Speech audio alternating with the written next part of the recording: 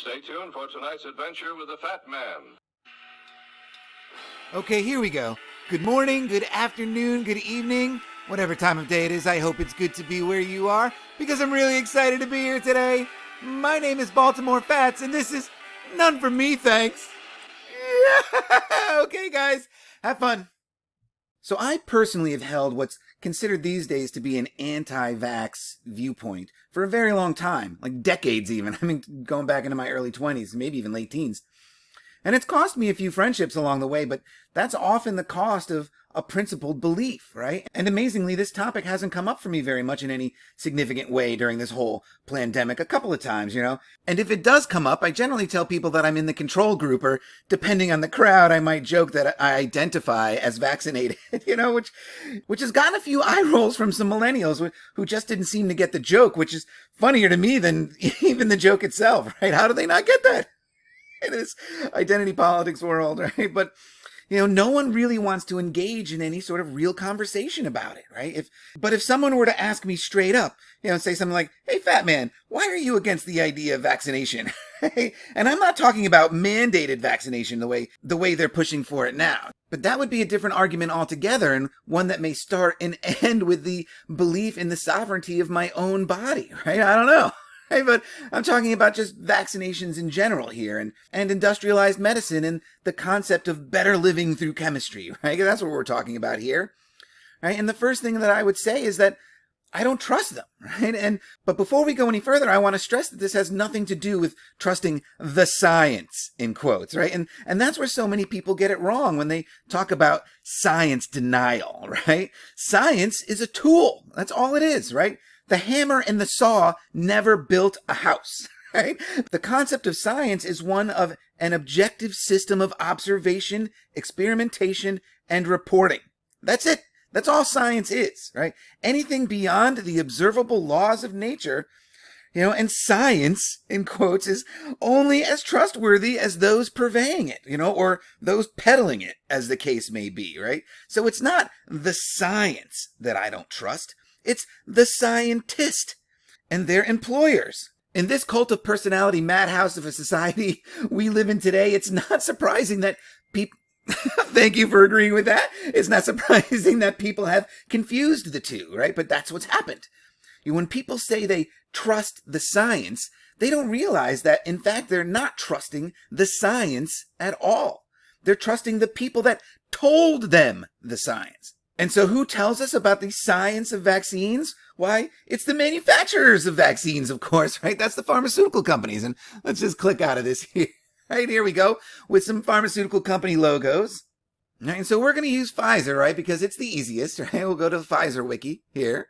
Right? And, you know, I love that this is a new logo for Pfizer. Logo starting January 5th, 2021.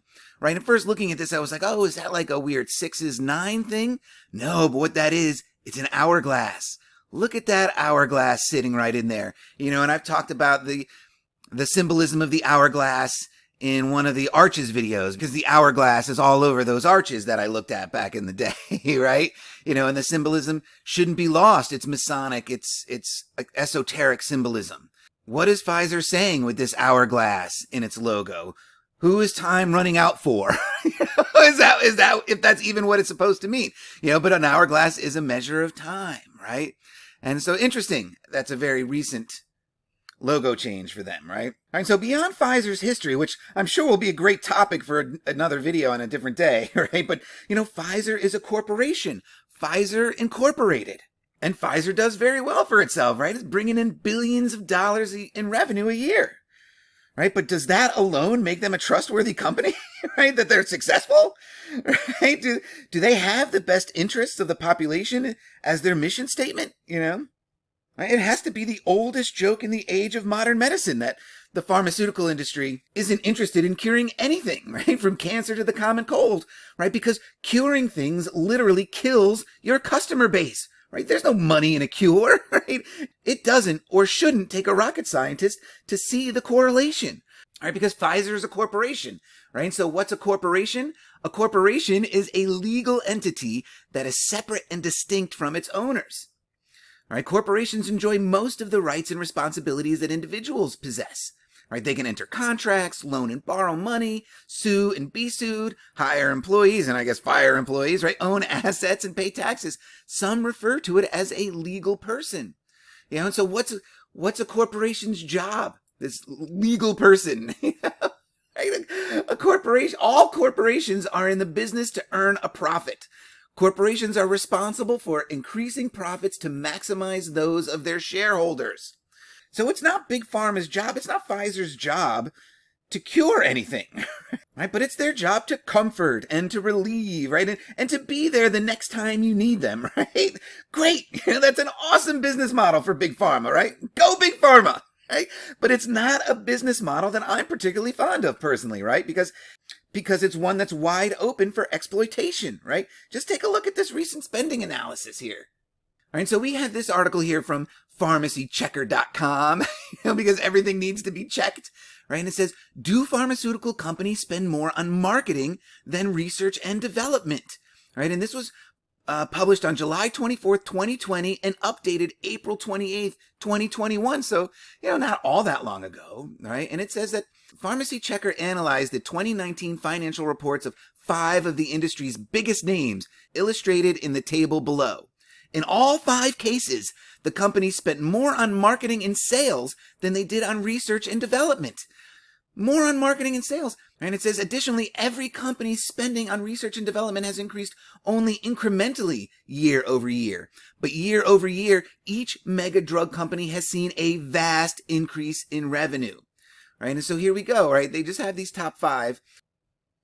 Some of these companies have spent almost double the research and development money on marketing and sales. But these figures could be read in a very different light if the science behind the product, and that's all that medicine and vaccines are, right? They're just product, right? If the product was better and the ethical practices of these corporations was better, then these figures could be read a lot differently, right? But, time and again, they have been proven to be anything but, right? I mean, you have to just look at this list of the largest pharmaceutical settlements, right? And, I'm just going to go through here quickly, right? And we see, the same GlaxoSmithKline that's spending way more on marketing than research and development, right? They had to pay out $3 billion, $1 billion in criminal charges, $2 billion in civil charges, for what was the laws violated? They made false claims, right? And they were convicted of off-label promotion. And you'll see this is common with all of these settlements.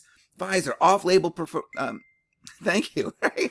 Off-label promotions and kickbacks, right? But they were accused of making false claims. Johnson & Johnson, false claims, paying out $2 billion in 2013. Pfizer, 2009. And this off-label promotion was they were promoting gabapentin for seizures.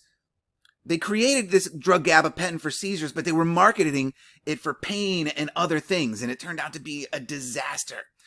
Right? And, they were making false claims. And, this is unscrupulous behavior by all of these pharmaceutical companies. What about any of this screams, trust us?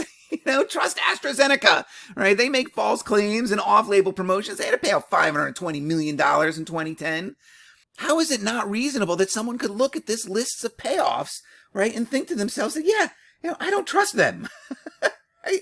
And then there's the other side of it, right? The checks and balances side, because, as we have the pharmacy checker, right? There's supposed to be checks and balances in place for these pharmaceutical companies, right?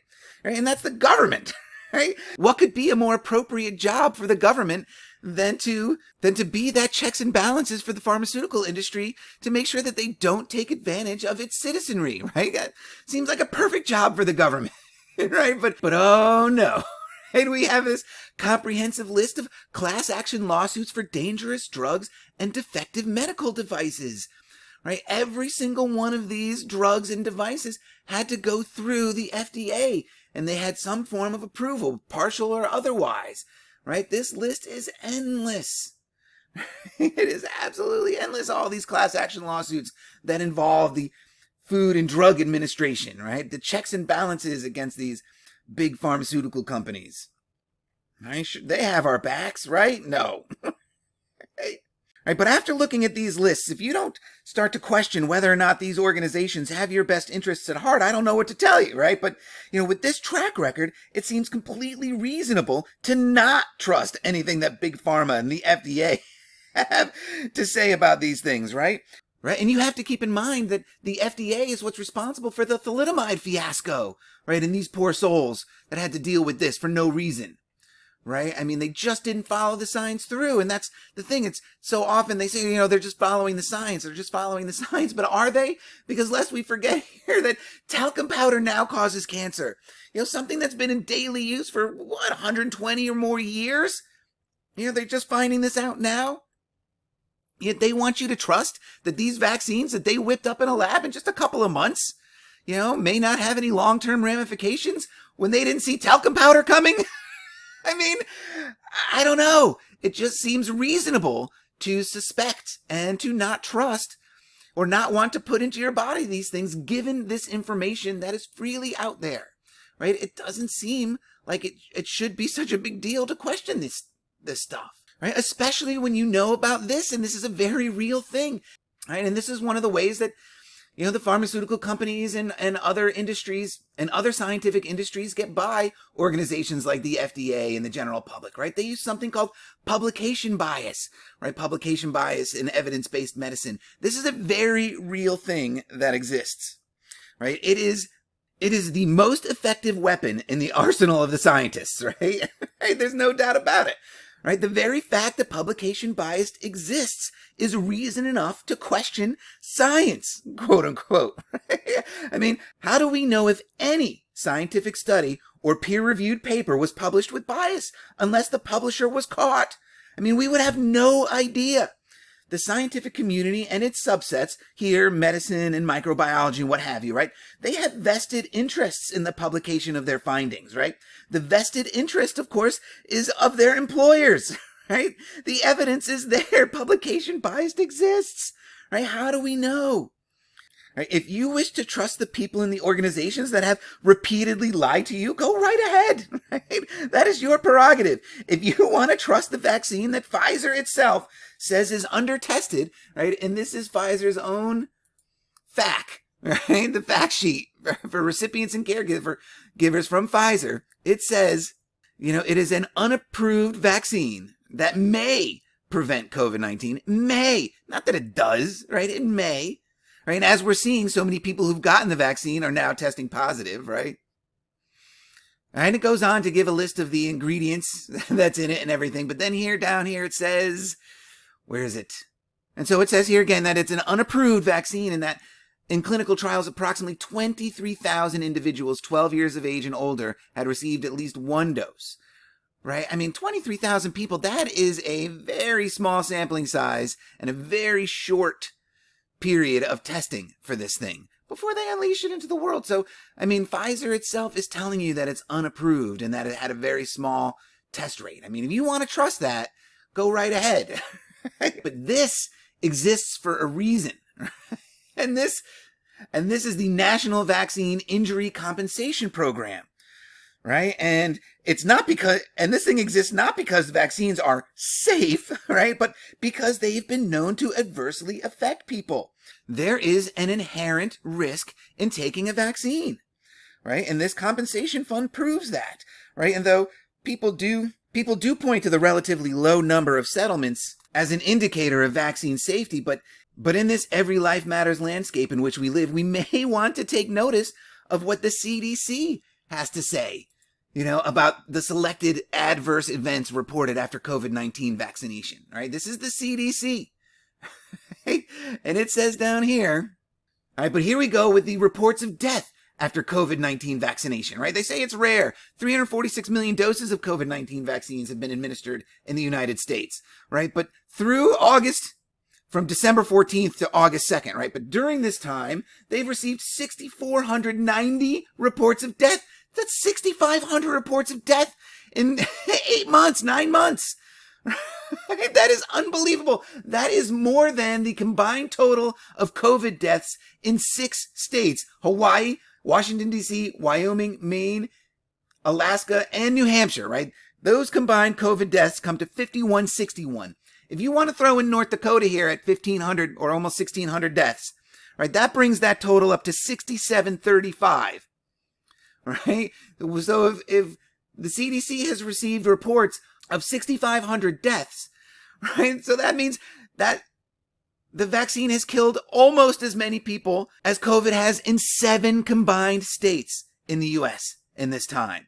That is incredible, right? And they want to, and this is again another great example of the double standard that the CD gets to use, right? Reports of adverse effects following vaccination, including deaths, do not necessarily mean that a vaccine caused a health problem, right? But it's another thing for them to say that COVID caused a death when they have all these comorbidities and pre-existing conditions, right? They can label a death as COVID, right? But they certainly don't want to label a vaccine death, even though it's reported, right? You don't want to do that, right? You want to make sure that they understand that there's a difference. Just because it's reported doesn't necessarily mean it's so, right? So if that's true for the vaccine, then the same must be true on the reverse, right? For the actual illness itself. Right? Just because it's reported that COVID killed somebody doesn't necessarily mean that it did. This is the double standard of the language that the CDC and the government officials and political pundits and whoever else want to use. 6,500 deaths. That is absolutely incredible, right? Because one thing that the CDC and these pharmaceutical companies don't want you to know about, and what the FDA and stuff, what they really don't want to talk about that much is, the underreporting of vaccine injury, right? And so when I just Googled it, this is what it kind of brought up, right? Prevalence and underreporting of needle stick injuries among dental healthcare workers in Pakistan, right? A systematic review, right? Underreported needle stick injuries amongst Iranian nurses, right? Reporting of needle stick injuries sustained in theater by surgeons. Are we underreporting? Underreporting here, they have it as underreporting vaccine-associated serious adverse events in the United States. I mean, underreporting is a major, major issue. Think about, it just may not be getting reported how many people are dying, And one other thing they don't want to talk about in terms of vaccine injury, in the Gulf War syndrome. I mean, this is a very real thing. And my friend Mary, my sister from another mother, she lost a child to vaccination. I mean, is someone going to tell her to take a vaccine? And not to question what vaccination programs are all about? I mean, it's absolutely ridiculous. There's so much evidence that this is not the safest way to go. And that if you choose not to have a vaccine, that's perfectly acceptable choice to make. Right? It's unbelievable because we have to remember as well, that not that long ago, just in 2018, medical errors were the 3rd leading cause of death in America. I mean, that is absolutely unbelievable. Johns Hopkins study claims of more than 250,000. What is this? All right, so the article says the 3rd leading cause of death in U.S. most doctors don't want you to know about. Right? Bad doctoring. Right? A recent Johns Hopkins study claims more than 250,000 people in the U.S. die every year from medical errors. 250,000 from medical errors. That's unbelievable. Yeah, we're supposed to just trust these people. We're just supposed to trust this stuff coming down the pike. And if you don't trust it, you're crazy.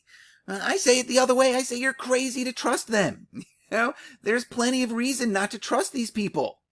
Right? It has nothing to do with, being an asshole and trying to stop the progress of everybody getting their freedoms back. You need to start looking a lot closer. You have to stop putting the scientists in front of the science, right? And that's what too many people do. Now that's enough for this one, I suppose, right? I do have even more worked up, in terms of other reasons why people might want to not get a vaccine in this COVID world, right? And so maybe I'll even do a 3rd one on this, but remember guys, just because you don't know the truth doesn't mean you can't have fun with the lies, right? And so until the next one, cheers guys.